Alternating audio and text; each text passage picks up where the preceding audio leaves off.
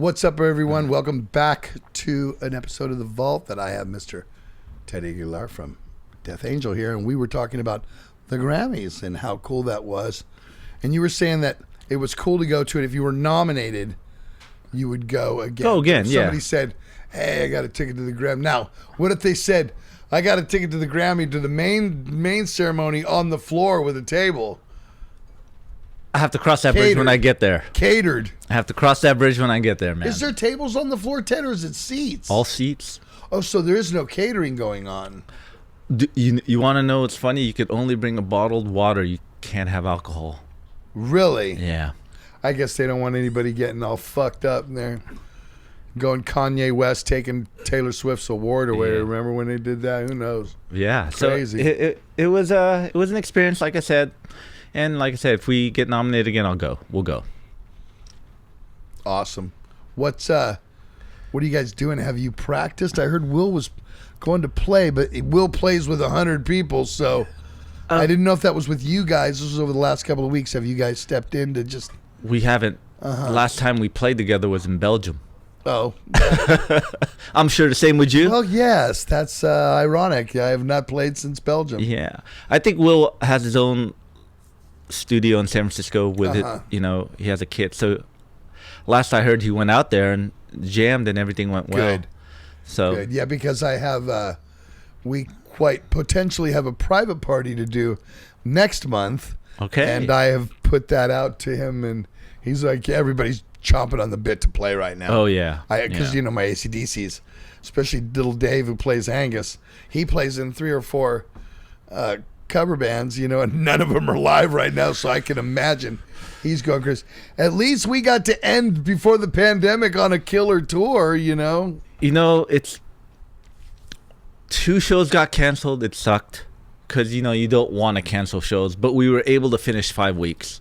Unlike the tour that was coming behind us, was it Creator, Lamb of God, and Power Trip? Yeah. That whole tour got canceled. Well, everything got annihilated after we were done. Everything, every festival, and there's none this summer over there. None whatsoever. Everything got you know, and I mean that's a big part of the social existence in Europe in the summertime, man. Is especially for the hard rock heavy metal fan, you know, they plan their whole summer around that, you know. They plan their holiday. That's what I'm saying. They work all year to plan their gig around those things that aren't happening this year. So, you know, it's kind of sucks for everybody, but it's going to be that much better next year with all the new material that everybody's probably going to have. Are you guys considering writing and doing another record if it's going to sit this long? I mean, I'm sure there's some writing happening.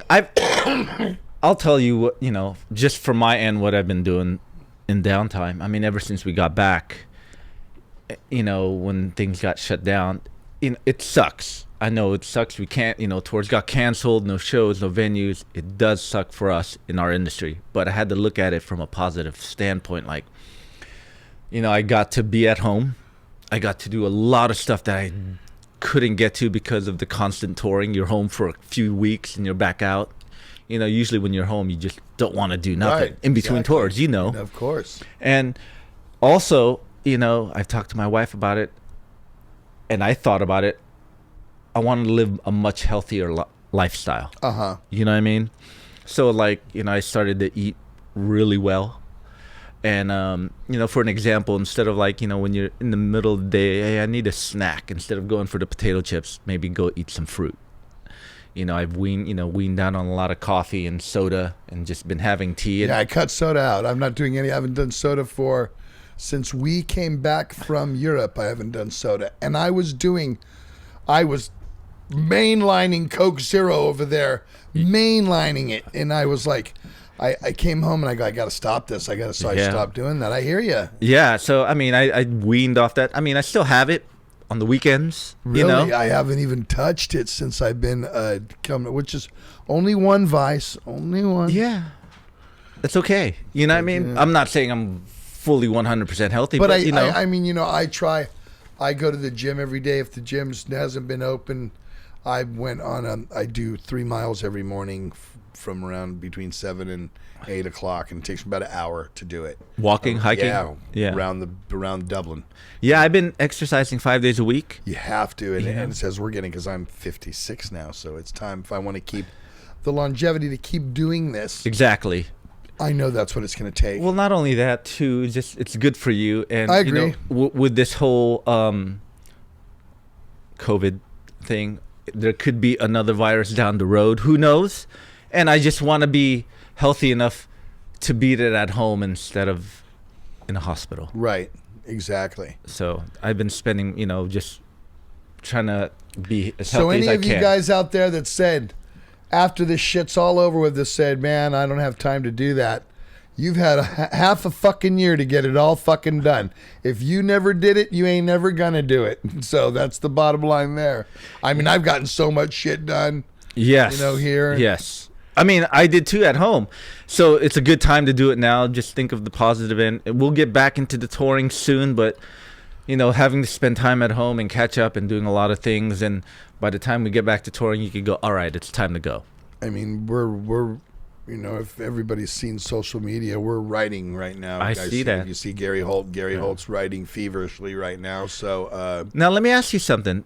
Do you guys take advantage of technology, or do you guys still have to get in a room and jam out? No, Tom and Gary do. Okay. That's how that songs get put together. They start with Tom and Gary. Now the rest of us can get it, like that. Yeah. But they actually physically get together and put songs together. So when they go in to do basic tracks, the foundation is there of the song, and we build around it. You know what I mean? So, and that's always the way it's always been. It's even from the 80s. Ever since I joined the band, it always started with Tom. Back then, Rick would always be there too. Rick would always, it wouldn't just be Gary and Tom. It would be Gary, Rick, and Tom. Robbie and I never really showed up until there was enough for us to we wrote Fabulous Disaster in about 6 weeks. Wow. We came home off of tour from Pleasures of the Flesh, and this was in 88. And then we pretty much the whole summer of 88, we wrote the record. We had a little studio on San Pablo Avenue in Oakland, and we were going there like a job. We were going there like 10:30, 11 o'clock in the morning, staying there till 6, 7 at night, and we basically wrote the whole record in that amount of time. And that's why I would be taking songs home old school on a cassette recorder and listening to them, and that's how I was writing lyrics. And we wrote the record kind of that quick, and then pretty much everything after that we knew what to do. Even Impact and Force were written right after the touring was done, take a little break, and then we went right back to it. As we've gotten older, we don't jam it as much as we did back in the day, but the writing process for Exodus still stays the same. Still the same. It's just the formula works. So, yeah. If it ain't broke, why fix it, right? Exactly. I'll get now I'll get sent digitally songs, and then quite possibly lyrics already to it, and then Gary and I will have a phone conversation or whatever, and he'll say it goes like this, read it like that, follow this, and then I'll sing it, and I may even sing it and send it back to him, and he'll go, oh yeah, that, or no, do it like this, or even we'll get in the studio and we'll work it out. When we did Tempo of the Damned, I worked a lot of the vocals with Andy Sneap. Was really, really into, making it what it was. That's why, people love Tempo of the Damned, so do I. It's a great record. A lot to do with Andy Sneap. I think the songwriting was really to its point on that record, and from there on out as well. But I just think that Andy, is reason why Andy Sneap is Andy Sneap. Yeah, he really captures, and he worked with Exodus forever, and you just. Back in the day, we worked with from the first record to the second and third record to the fourth and fifth record. It was with somebody. I think only the Pleasures and Fabulous were with the same people. Everything changed after that, and a new guy this time. I don't think you find your continuity there. Andy truly knows what Exodus is about. Andy truly knows what Exodus should sound like, what the crunch on the guitars, how the vocals should, be sung, how the tone, how they should come across. He knows the Exodus sound. He just knows it, and so we're comfortable with him. Good, man. We're real comfortable with him. So I'm sure later this summer. I mean, I'm not quite sure of dates because again, we're writing right now. So, but I'm sure later this summer it's going to be, we'll be in the studio doing it. Well, we're in June now. Yeah, I'm sure, a couple of months to take Gary to get it all together, and then. I'm pretty sure you're itching. It's been a while since the new record came out. Really? No. How long? Not 6 years. When was Not 6 years. When did Blood In Blood Out 2000? It hasn't been 6 years, has it? 6. It hasn't been 6 years. And we released 2 records and. Okay, you know what I call that? We've been lapped. We've been lapped since. You know how many bands? Judas Priest lapped us. Okay, I'll be honest, and we can't do a record without Gary Holt. Gary Holt, of course, is Exodus, and every metal fan in the world knows where he has been the last 6 years. So, and especially over the last 2, because of the farewell, we weren't going to try to collude his mind with, oh, hey, Gary, we need you to write this record. But, hey, when you got 4 weeks off in between tours, why would Exodus fans want that? We didn't want that. Well, things happen for a reason. And so it's all worked out. He's back. That, Slayer's retired, and he's back into Exodus full time, and I'm sure I've heard some stuff. You heard some stuff. I've heard some stuff. That sound check. Remember we were at sound check. You guys were coming up to me. Is that new Exodus? I'm assuming it is. I'm like you guys. I'm hearing it like you, but it sounded pretty damn heavy. I mean, because I was always there for your sound checks. Right. I hang out, because I was. I did too. I hung out for you. I hung out all day. Yeah. We're up early. Yeah, we are.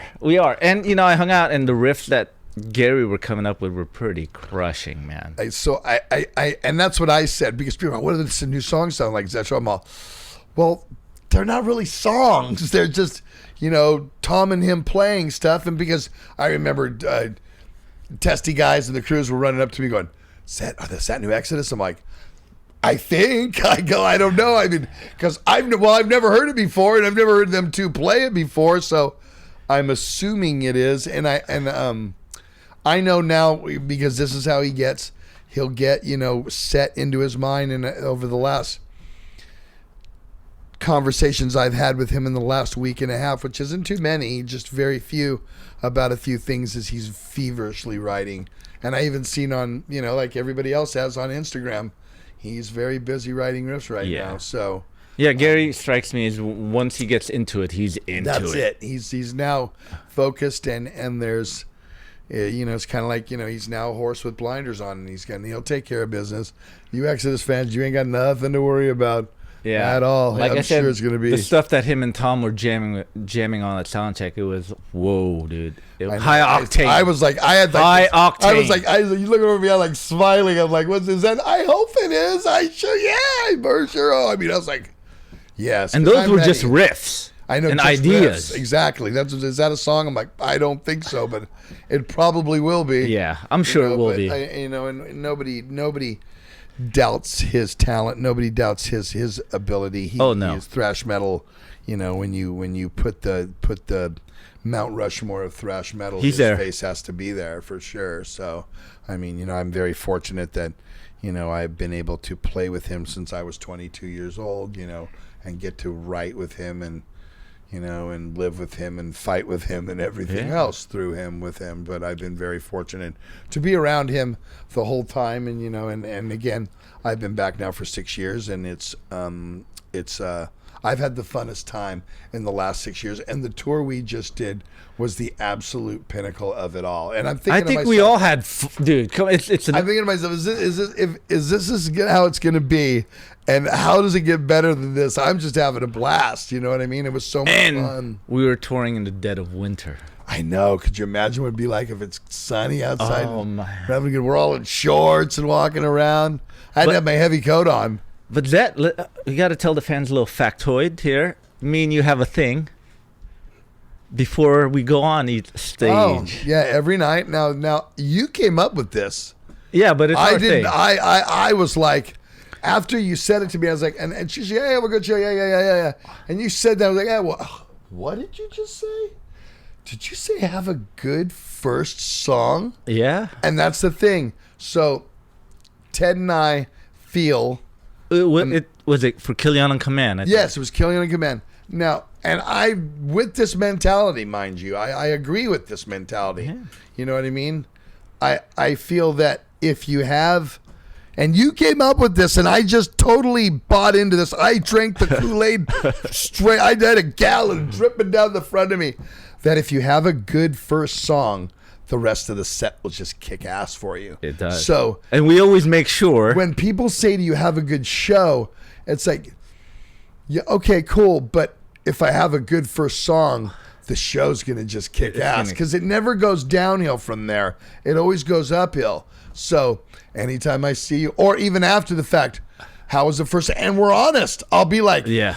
There was that one show. right, I forgot. it's like, I and had it was. the worst. Remember, I just- gave a text. I said I had the worst first song tonight. You're like, I was striking out, man. I swear, I know. I go, you want to talk about swinging out? Every time I stepped up to the plate, they were just throwing them past me. So, yeah. that was the same night I didn't have a good first song. Yeah. Where was that? I can't. I think it was in England. The fans won't know, but I remember there was one night where I don't want to mention any city. Yeah, I don't remember what city it was, but I remember came back and your house and I go, are you kidding me? I got hit with the ball, then I struck out, then I got in an argument with the umpire, got thrown out of the game. My first song was terrible. I finished the show, but to be honest with you, I didn't shake it. You know what I mean? I was like, fuck it. It was so, I don't know if it was the monitor or the stage sound wasn't right or something like that. And and it just like, and the first song just didn't come off.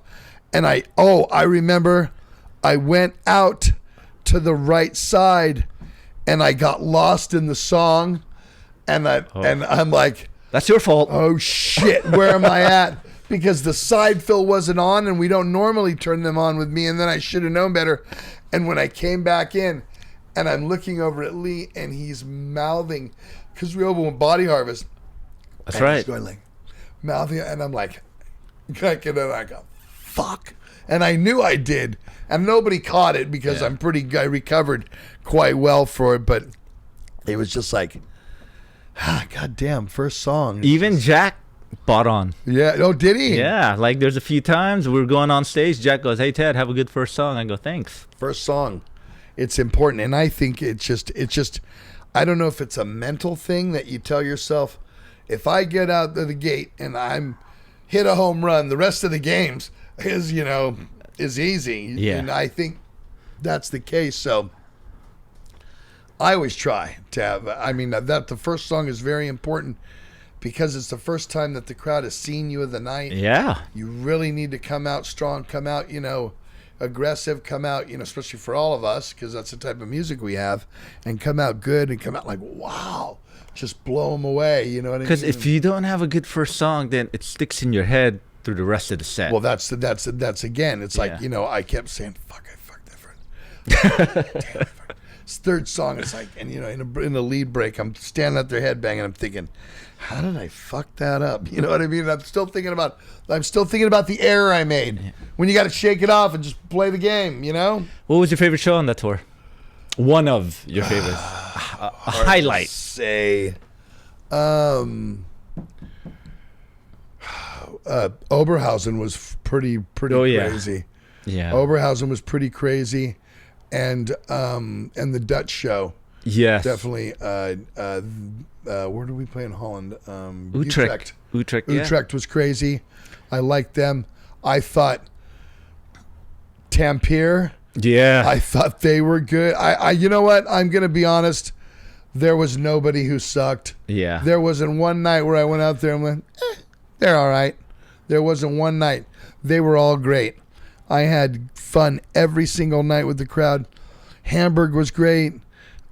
Barcelona was great. Madrid was great. Zurich was great.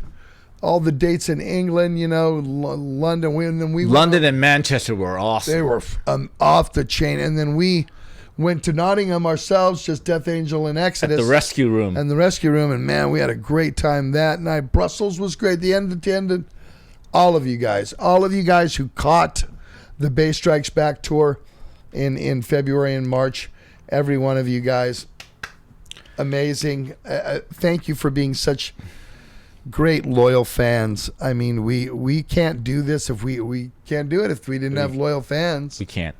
And that's why we really appreciate everyone, and I think we show it. I think we're very approachable to our fans, and we do stuff like this. Yeah. You know, and I tell them honestly, and like, you know, always leave me comments and we read them and you get to know what we're thinking. And I try to bring the people on here to let you guys know the inside of how it clicks and what we're thinking and how we're looking at everything. And so I think that we're really like the only form of music who's very, very, very into their fans and knows that their fans are so much a part. Because like you said, they don't. Our award at the Grammy is not given away on the main ceremony. It's done in the early one. You know what I mean? So our fans are loyal, and it's great. And you know, hopefully, when things get lifted, we do the States together. Well, yeah, they've been waiting. I'm sure. Just to let everybody know, I mean, metal is for all of us has always been great in Europe, and everybody in the States knows that, especially the metalheads. I've heard many times. We know you guys are bigger in Europe and in South America and those places, and it's kind of true, although I kind of feel the American fan is really starting to come around now. The shows are starting to really it's starting to, you know, really come back the way it used to be. But I think Europe was a good testing ground. Yes, exactly. To see if this was going to be good for the rest of the world. If we can come. Now we know that this did killer. Oh, That would probably even go back to Europe because it did so good.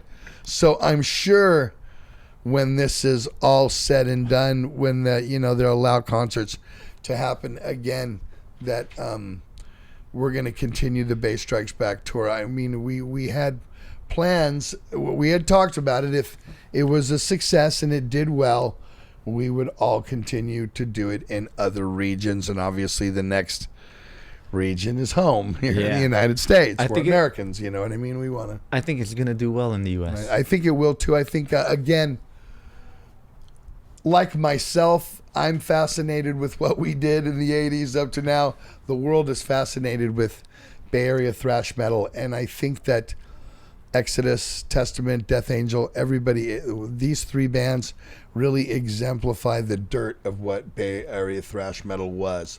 You know, everybody knows Metallica. Everybody knows, you know, Forbidden and DRI, and there's so many other bands. Violence. From Violence, and there's so many other bands. But I think that these three bands, you know, and not taking it away from any of the bands, because I love every one of them, exemplify the smell, the essence of what Bay Area thrash metal feels like. And to go to a show that's dedicated fully to Bay Area thrash metal. I mean, you're going to see Death Angel, Exodus, or Testament headline on their own, you know, but to put it together when you're thinking there's no opening act here. No. It's I mean, we're delaying the time to get in so that everybody has time to get in, because all three bands are heavy hitters. They don't need each other. We can do it all on our own. And what's great is that we did it together. The meetings of the minds came together, and it was very, very, very successful. And I'm glad that I was, you know, a part of it, and we were, and the testing grounds came out great. You talk about a tour that was a home run. This one was a home run. And you got to give it up to Chuck and Testament. You know, I mean, they put it together, and they were great to everybody, and it was their crew was everybody. Again, it was three brother bands on tour from the same area. There was no egos. It was just, that's how the bands played. Yeah. Everybody took care of each other. There was no problems. You know, everyone made sure everyone had a great show. That's it. That's true. Everyone made the crew. You don't always get that. You know, if you're supporting some bands, sometimes there it is. That's it. Have a great show, guys. You know what I mean? And you take what you get. There you go. You got this much space. Here you go. Bang your head tonight. Bang. But, you know, and those things happen. But for the most part, I think all three bands were represented quite well on this last tour. Very well. Very well. And everyone kicked ass every night, except that one night me and you didn't have a good first We song. still kicked. You didn't know anything, but we did. So what are you going to do for the rest of the year before I let you go? Actually, as of right now, we're gonna start writing slowly. Hopefully when we can. Well, you still got gas on this album, pal. That's Big what time. I mean. We still There's have. still tons of gas here. That comes to a halt, but it's good to get ahead. Oh, exactly. There's no reason why you can't have money in the bank. You know what I mean? It's good to get ahead. I'm sure Rob's slowly starting to get things going, and as soon as we can, things ease up and we could get into the studio with either 2 or 3 of us or something, ideas will start coming together. But as of right now, we're just doing our thing at home and waiting for things to get lifted and ease up so we could go do our thing. I've done a couple of those remote things. I did one the other day, actually, with Phil Demmel, which keep watching. You guys will see. It's really cool. Are you doing any of those remote things? Actually, I'm doing, I have a thing on our Facebook and YouTube page. It's on Saturdays, every other Saturday. It's called Alive and Streaming, where I interview people and it's live. Wow. I've done, my first one was with a friend of ours, Eric Larson, and we just talked about guitars. The second one I did was with Donald Tardy from Obituary. I love Donald. Yeah. And Did you talk about cats? Yes. Of course you did. Yes. Of course you talked about cats. And the third one I did was with Mark Osageda. We zoomed in together and we had this thing where fans could jump into the chat for a 5-minute hangout. How cool is that? Yeah, but it was hard because not everyone has great internet. Wi-Fi. I know that. So it was a great idea, but It's- it was sketchy. Then the episode after that, 4th episode, was with Scott Holderby from Mordred. I love Scotty. And last Saturday I had Sean Killian. Oh, neat. So I'm gonna be doing Getting some heavy hitters in there. Yeah. I'm gonna do maybe not this Saturday, but every other Saturday. I just gotta, I'm just getting my footing See? together. Mine as well. That's Yeah. why, a year ago we came up to do this thing, and look doing what it's well. doing now, man. People are coming in. Where's that spider, bro? He's hanging. You know what? Since the COVID thing is, He's been kinda hiding? Backed off. He kind of backed off. I come in every once in a while, and he's hanging out about there, but I don't think he wants to bite anybody and get COVID and get sick. So he's kind of hanging out. I did Forgot see to a couple ask, rats man, because there. I know He's hanging. Okay. Red rum. But yeah, I'm doing a live and streaming. Good. And just trying to find a way to stay connected to the fans. Yeah. During this time. Right. Right. Exactly. This is a good way. I get to do it through this, and again, all of the remote playing. I did one with Jason Bittner. And Jack Gibson, right? Jack, and I did one with just Phil, and there's a couple other guys on it. It'll release, you'll see it, and just keeping it out there, letting people know that we're still making music, and we're all chomping at the fucking bit right now, waiting to get out there and do this. It's become a really good time for us, which gives Exodus time to write, the album that we need to write to get out there. By the time we go to tour, we'll have a record with everybody else. Thank God for Titans of Creation, you know what I mean? So that came out right before the pandemic hit. So at least there was some new, because nobody's released anything new really, But it's good they released something new, but the touring stopped. It's like. But at least it gives fans something to buy, because I when I had Chuck in, a lot of the comments, and I did read all of your comments saying that, I agree with you, Zetro. At least they got to put it out. We got some new songs. At least we can't go to a concert, but we have New Testament to listen to. So it's a great record. It is a great record. It's a great record. I got credited to one song on there, False Prophets. So you got it. It always works that way with me and Chuck. I write 3 or 4. Yeah. They get chomped up. Actually, because I had 5 on Brotherhood of the Snake, but I wrote 4 on this one, and after it got edited, was down to 1. But that's all right. Got 1. I know it's good for me. So anything else I can you like to say? Thanks for having me on. It's good to see you. I know we were, like you said earlier, we were supposed to get together a week after. Do this and just bring the people updated. Yeah. Now it's been 3 months since the tour, and people have heard some stories, but I still wanted to bring you in. Thank you. Thank you so much for coming in. Everyone, stay healthy. All you guys, obviously, leave me comments and share my channel. If you haven't subscribed to me today, and if you haven't gone and got your copy of Humanicide, it's Death Angel at its best. It's the best you can do now until we get some touring going on. And so, looks like Exodus will be recording quite possibly later this summer. And so only good stuff happening here. I can have you back in, right? Yeah. We'll do this in a couple of months. A few months, whatever. We'll have you come in because you're not too far from me. Just a half hour Just away. a half hour away, exactly. So, you guys, thank you for watching, and we'll see you next time in Zetro's Toxic Ball.